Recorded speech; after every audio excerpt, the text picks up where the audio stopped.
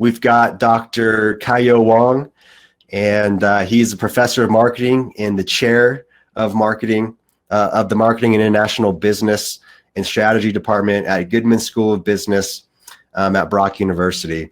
His research interests include internet and social media marketing, consumer psychology, marketing communication, and service marketing. And this is really cool right here. So his students have completed projects with more than 70 local organizations. And today, Dr. Cayo is going to talk about how to teach search engine marketing and social media marketing campaigns using a 7-step program. So we're excited to dive into the 7-step program and see how we can incorporate these into what we're already doing and enhance our own curriculum. So without any further ado, Dr. Cayo, the time is yours. Thank you very much. Good morning, everyone. It's my pleasure to be here and share my experience of teaching search engine marketing and social media marketing campaigns in my internet and social media marketing course.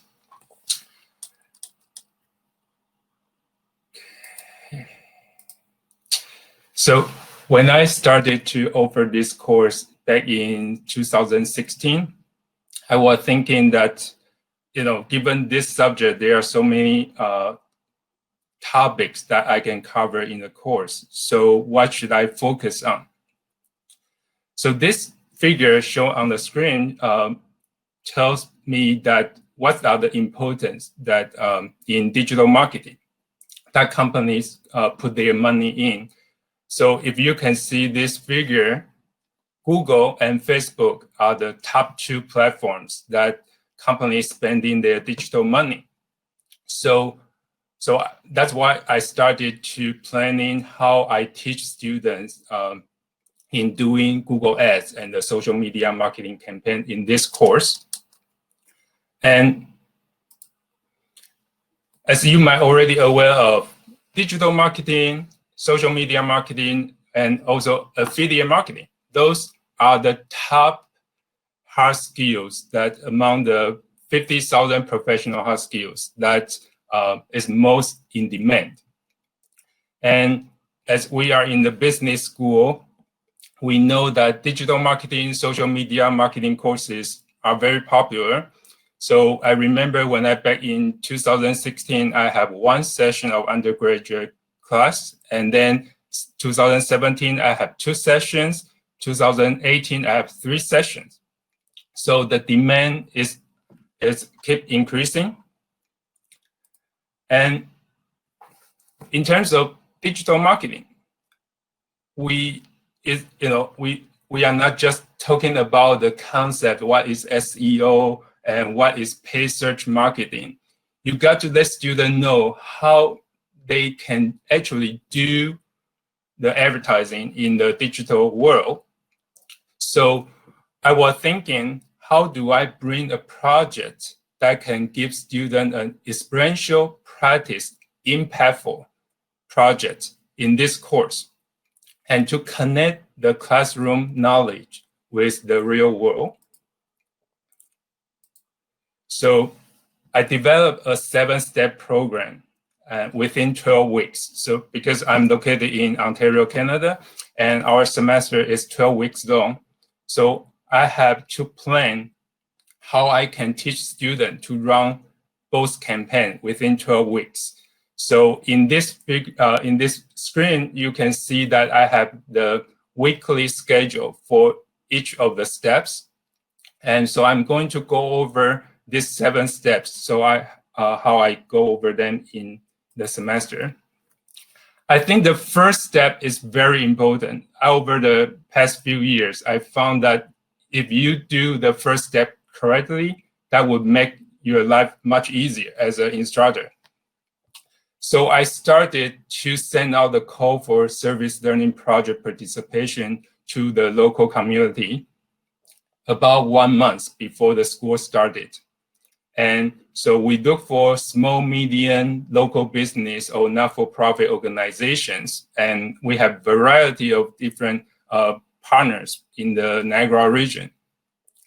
And then I use some screening questions to filter out the partner that would fit this project well. So in the handout, I also have a checklist that you can take a look, and also the examples of the later.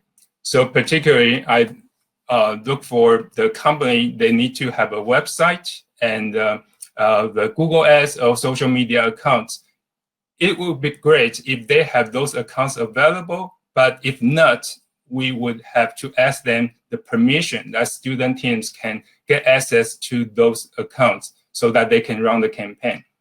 So we need to set the expectation requirements and communicate clearly to the community partner at the beginning. And then would be the budget. So in the first semester, when I started to run this, I have a learning innovation grant from the university. And then after the first semester, I actually request the community partner, they have to contribute at least $100 to the project if they are going to participate. And so we set what are the deliverables of this project. And then usually when I send out the call within 1 week, we can get 20, 30 plus community partners sign up, want to participate. But my class is 45 students. One class is, at most, we need 9 community partners. So even with 2 classes, I only need 18.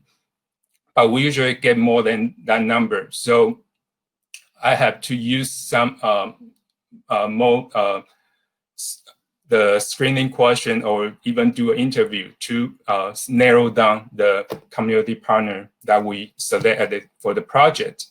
And then I send out a project schedule that the community partner know that what are the expected meetings and what do they need to, what information they need to give to the student teams.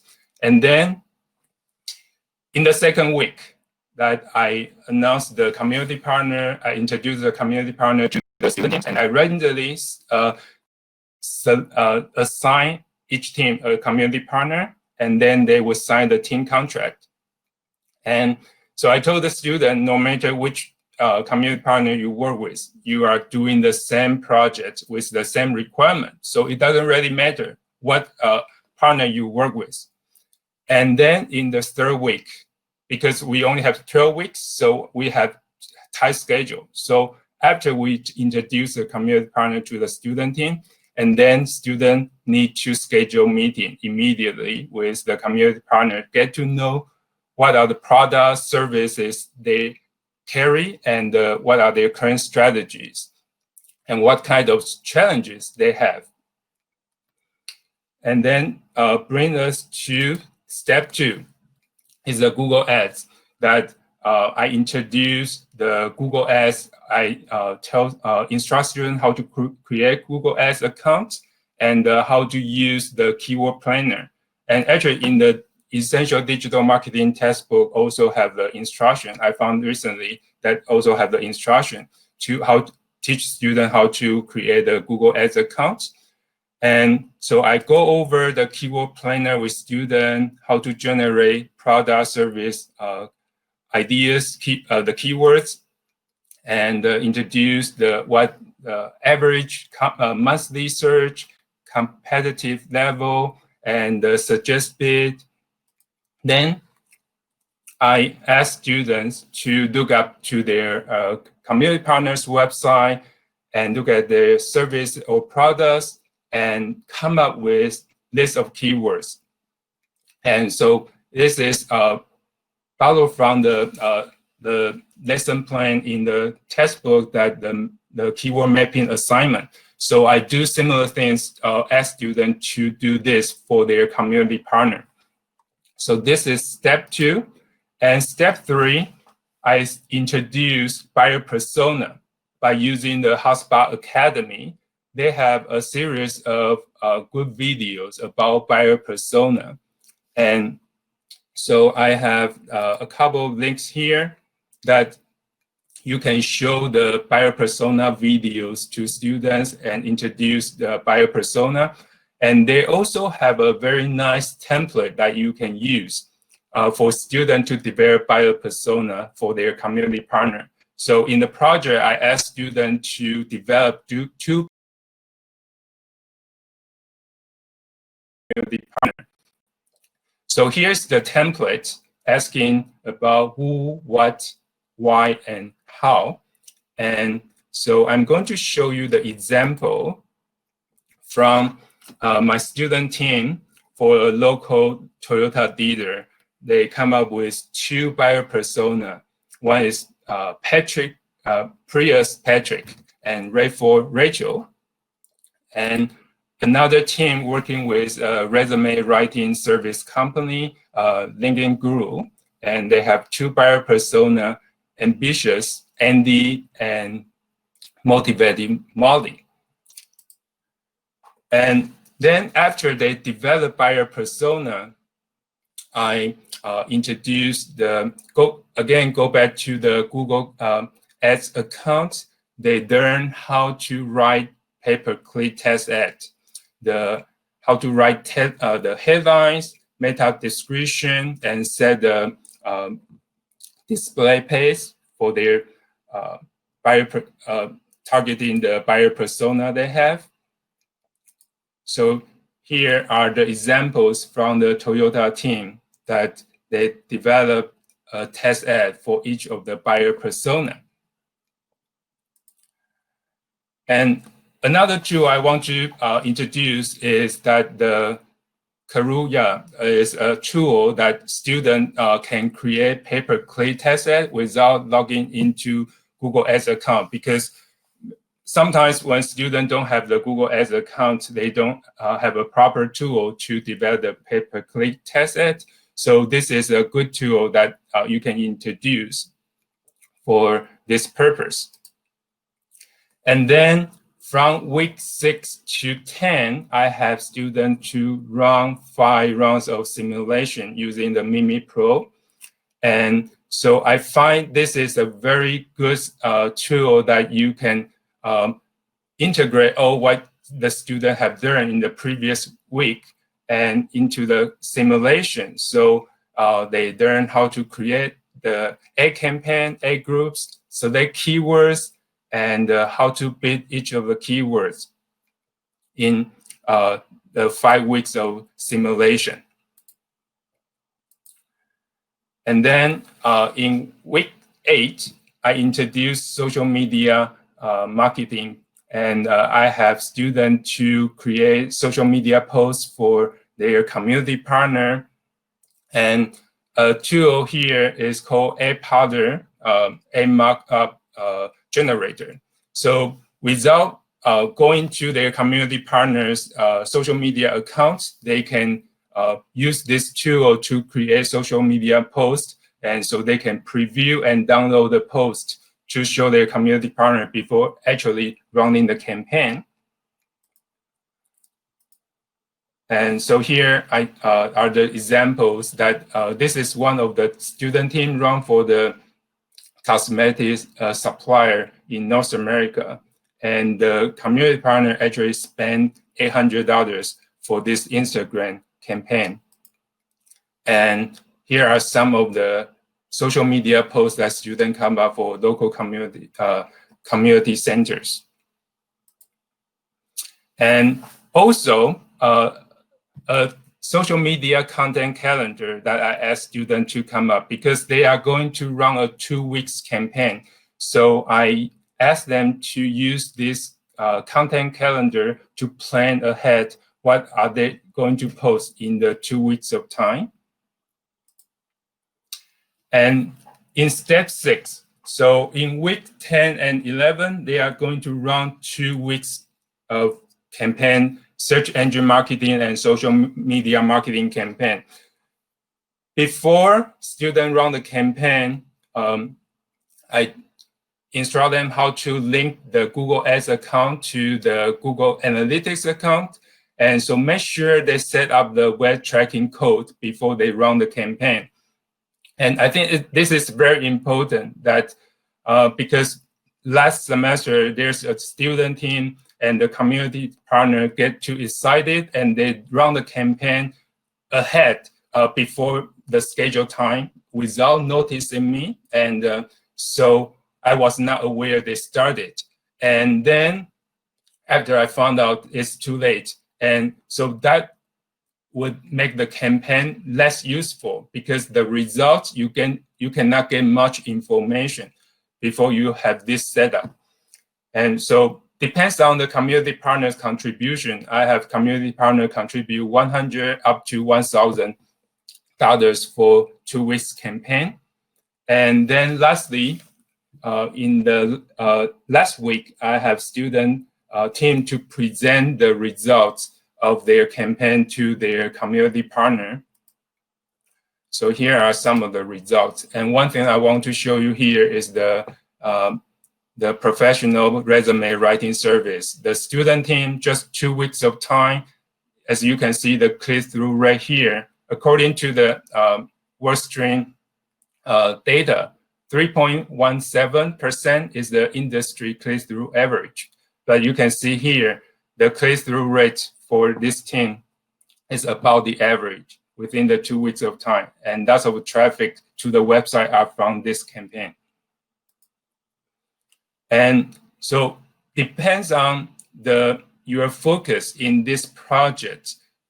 As I mentioned, I focus on search engine marketing and social media marketing. So these are the 2 main elements I require in this project. But because there are so many topics you can cover, so you can have some flexibility to see what component you are going to include in this project.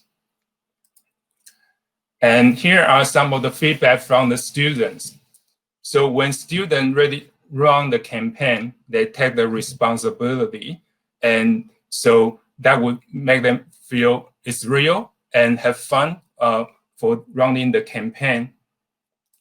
And I have several students got job offer from the community partner they work with, and many of them got the internship right after they finish this class, because they learn how to do search engine marketing, they learn how to do social media marketing.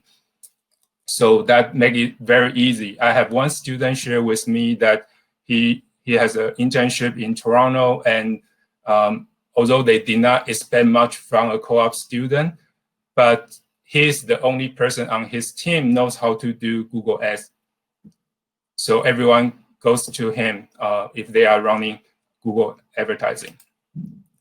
And for community partner, we also got positive feedback, and all of them are willing, because in the first semester I got a funding, so each team has $300 to run a 2 weeks campaign. And after that, all the community partners say that if they are going to allocate a budget to the campaign, all of them are willing to do that in the future. So that's the positive feedback from our community partner, and they are willing to introduce other local business to participate in this partnership program. And some of the feedback I find very interesting. For example, the first one, the community partners say that the experience was very beneficial, as I thought I was doing a good job of the marketing until the student did their biopsy on my marketing plan. Of course, in order to run these campaigns in your course, it's not that easy, and you will have some difficulty and some challenges. And here I list some of the challenges I have experienced. First of all, if you are running search engine marketing campaign, because of the website that the software that the community partner use, you might get advertising disapproval from Google Ads. It happens several times. So you need to make sure that the community partner, if they outsource their website maintenance to a third party, they would have, they can quickly fix the problem. So you need to make sure that, so that's one of the important things that you have to ask, whether how much control they have on their website. And for the community partner, that because they are going to put money in the campaign. So they need to enter the credit card information. So you need to build trust with the community partner. So communication is very important. And of course, I told the student, you need to set your daily budget carefully, never overspend the budget. And for instructors, it's our responsibility to monitor students' progress to make sure they can finish the project on time. So I also request an intern report so that I can see their progress in the project. And of course, you need to be familiar with Google Ads and also Mimi Pro simulation in the case I have here. And so here are some of the data I want to share with you. In 2018, I started with a 2,700 grant from the university, worked with 9 community partners. And after that, because it was a successful run, so I was able to ask community partner to contribute to the campaign they want to run. So after that, I have already worked with 34 community partners so far. And the total amount they put into the campaign is over $12,000. So on average, $372 per partner that they contribute. So I think this project can really bring students experiential education and the community partner practical benefits, and also enhance the university's community involvement through this project. So I'm going to end my presentation here, and I will take questions if you have any. Thank you. Thank you, Kaio. So we just put up a downloadable, your project checklist and partner participation letters. If you missed that or want access to that, boom, click that download button, and she's all yours. Thanks for sharing that and putting that together for the group here, Kaio. So yeah, we do have some questions for you. I'll just run through them, and if we get any more that come in, we can run through those on the fly as well. So do you have the students create actual Google Ads, and how do you set up the credit card account required? I told students that they can, depends on the community partner. If the community partner don't feel comfortable giving them the credit card information, that they just need to tell the community partner how to create the account, and then the community partner would create the account themselves and enter the credit card information themselves.